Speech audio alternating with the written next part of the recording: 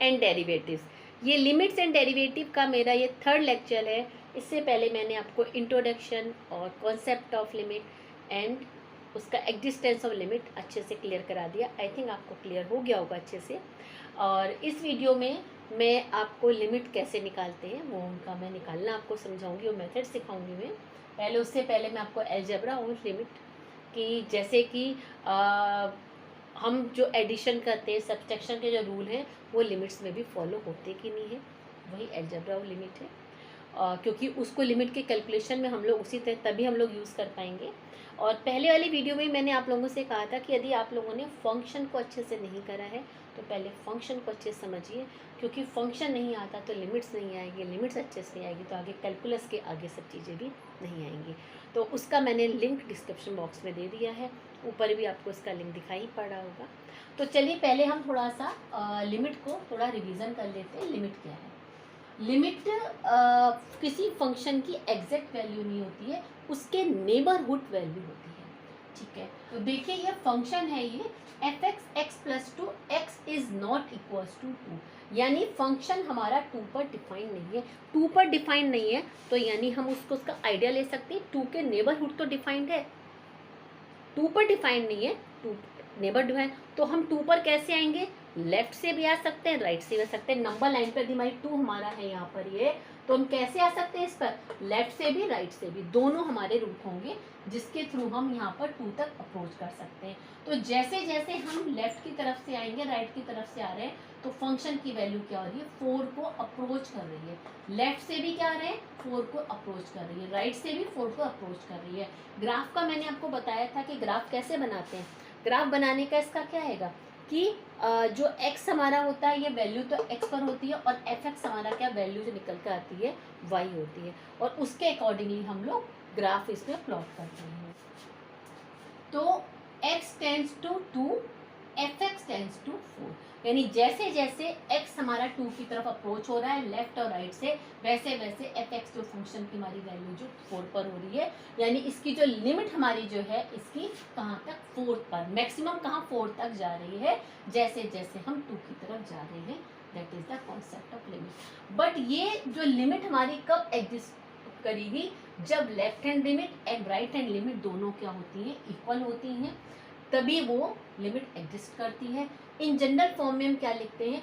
F x x tends to a minus मतलब हुआ left hand limit. इसी तरह से x tends to a plus limit equals to limit, यानी कि हमारी लिमिट कब एग्जिस्ट, हमारी कुछ वैल्यू कब लिमिट पर एग्जिस्ट करी? जब left hand and right hand दोनों क्या होंगे? इक्वल होंगे। यही हमारा कॉन्सेप्ट है और लिमिट की एग्जिस्टेंस है। अब मैं आपको इसको अलजेब्रा और लिमिट बताती हूँ, फिर आगे मैं आप लोगों को क्वेश्चन कराती हूँ। पहले मैं वो लिख लेती हूँ मैं, फिर आपको समझाती हूँ। तो ये देखिए अलजेब्रा और लिमिट्स है कि जैसे हम एडिशन में ऐड करते हैं तो लिमिट में भी उसी तरह से एडिशन हुआ। कि जैसे ये देखिए, जैसे ये आपके कंबाइंड हमारा है तो ये इंडिविजुअल भी हम इसको सॉल्व कर सकते हैं, कंबाइंड भी सॉल्व कर सकते हैं, इंडिविजुअल भी। कि पहले हमने फंक्शन निकाला, उसके बाद में उसकी लिमिट निकाली, या अलग अलग लिमिट निकाल कर उसे ऐड कर दिया। सेम इसी तरह डिफरेंस में है कि हमने कंबाइंड करा या इंडिविजुअल लिमिट निकाली। इसमें प्रोडक्ट में भी यही है कि हमने कंबाइंड निकाला या फिर उसका हमने इंडिविजुअल निकाली। डिवीजन में भी यही है, लेकिन बट डिवीजन में एक यहाँ पर है कि denominator is not equals to 0। इसका जो हमारा फंक्शन है इसकी वैल्यू हमारी 0 नहीं होनी चाहिए, तब ये एग्जिस्ट करेगा। एंड देखिए यहाँ पर कोई यदि कांस्टेंट नंबर, लैम्डा क्या है? कांस्टेंट है। यदि कोई कांस्टेंट है तो वो इसी तरह से ऐसे ही आ जाएगा, और लिमिट यहाँ पर निकाले, या साथ में निकाल लीजिए या इसको कांस्टेंट अलग करिए और इंडिविजुअली निकाल लीजिए। फिर ये आपका पॉलिनोमियल का कि एक्सपेंशन हमारी है वो एक तरह से हमारा प्लस की तरह से ही हो गया कि इसका हम अलग एक साथ निकाल लीजिए, इसको सॉल्व कर लीजिए, इसको पॉलिनोमियल जो ये इसके एक तरह से ये आप लोगों ने अभी बाइनोमियल थ्योरम पढ़ा होगा, तो बाइनोमियल थ्योरम उसके तरह उसको सॉल्व कर लीजिए। सॉल्व करने के बाद फिर लिमिट निकाल लीजिए या इसकी अलग अलग सबकी लिमिट निकाल लीजिए, आंसर सेम आएगा। तो ये अलजेब्रा और लिमिट में यही है कि इसी तरह से करते हैं। अब मैं कुछ आपको क्वेश्चंस कराऊंगी तो ये आपको और अच्छे से क्लियर हो जाएगा। तो ये देखिए 2 एग्जांपल्स हैं, इन पर आपकी लिमिट हमारी एग्जिस्ट करती है तो हमें लिमिट निकालनी है। तो हमें चेक नहीं करना है चेक जब नहीं करना होता कि लिमिट यहाँ एग्जिस्ट है, तो नॉर्मल जो वैल्यू जैसे होती है वैल्यू हम पुट कर देते हैं और लिमिट निकल जाती है। हमें चेक करना होता है तब वो उसका अलग है, अभी वो बताऊंगी आपको रूल में। एक दूसरा इसमें लिखा होता है कि दिस सपोज यहाँ डिनोमिनेटर में कुछ है और this equals to not this, तो उसके अकॉर्डिंगली हम कैसे निकालेंगे कि वो वैल्यू डिनोमिनेटर में नहीं है। तो वो अभी क्वेश्चन ये सिंपल जो मैंने आपको एल्जेब्रा बताया था कि पॉजिटिव है नेगेटिव है नॉर्मल करते, तो वही मैं आपको बता रही हूँ लिमिट और एल्जेब्रा।